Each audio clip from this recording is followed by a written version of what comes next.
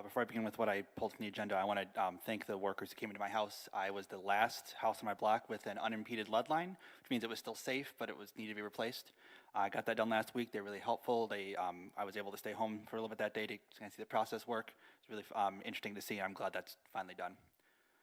And now for the item I pulled from the agenda about the master plan. This is designed to be Bay City proper.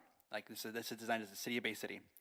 Yet in it are photos from things that are not City of Bay City, and not things that are examples, actual items, like a high school athlete from a non-Bay City, City of Bay City high school, or showing a marching band from an out-of-county high school. It's supposed to be designed for City of Bay City first. That's the goal of this. Designed to be a professional overview. Yet some of them look like, some of the photos selected look like pixel art images, as in page 4 and 8 in chapter 3, and page 8 in chapter 5. It's also designed to be up to date. Yet a photo has the old power towers across the river. Those were removed almost a decade ago. Cat's Meow and Sweet Boutique on Washington are still showing this. That was almost a decade ago. Or how about the light at Center at Washington, the first light to change? That is also visible. On page 8 in chapter 1, the gateways, the picture taken there shows that the panhandler that has been on the Monroe Township side of the city for over a decade is in it. Professionals trying to do a public relations publication would probably not want that there. It is a part of our area, but having that visible is not usually something that's in those packets. On page 8 in chapter 2, it shows what is an example of what is supposed to be a duplex from another location. But those are not duplexes. They are single-family homes without driveways. There are maps in the master plan that are almost impossible to see. See page 9 of chapter 2, for example, or page 3 in chapter 24. Excuse me, chapter 4. One of the segments on the land use chapter is to protect the riverfront, but only talks about developed uptown, downtown, and Vets Park areas. These are anything outside that zone. There's a lot of industrial, there's a lot of other residential, and there's some parks there that are left out. In chapter 3, the study for housing is used in the 2016 housing study, and that, due to COVID and almost a decade since that housing study, is already outdated and flawed. For example, there's a part that really gets under my skin, the targeted investment areas.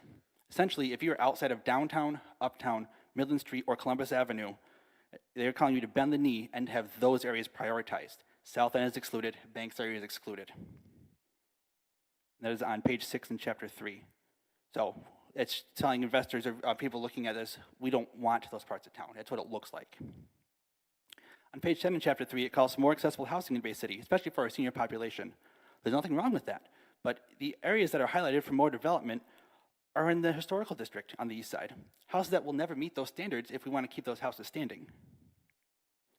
Something else I want to note, on page 13 in chapter 3 is a pie chart showing housing mix for different generations. Millennials are showing that they want townhomes almost as much as single-family homes, but I think a key insight is missing there. Townhomes are liked by my generation mostly because of the lower average cost nationally. In Bay City, townhomes cost more than the average single-family house. I think rehabbing the older houses, spending money in that area, would help bring people who want single-family housing into Bay City where they can have that independence, whereas in other cities, like in Portland, Oregon, townhouse is $400,000, single-family homes start about $900,000. I think that's something that's missing from the packet. Page 5, in chapter 5, page 12, it's using flood maps that are outdated. Per this meeting we have right now, new flood maps are coming in. There's a public hearing. We're having it in about 5 minutes probably. And the coordination between city and the group that created this appears to be missing. In chapter 7, it shows State Theater having a primary effective entertainment, even though this was created, per the minutes in the back of the packet, to be created in January when things were already known to be going south. I think that needs to just be adjusted to be updated with current information.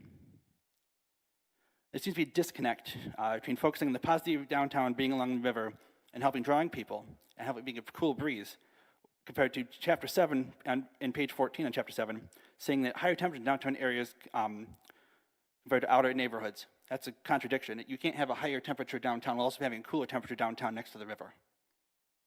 Finally, the maps in the back of the packet aren't much better than the inset map that I already noted, and they are split between pages.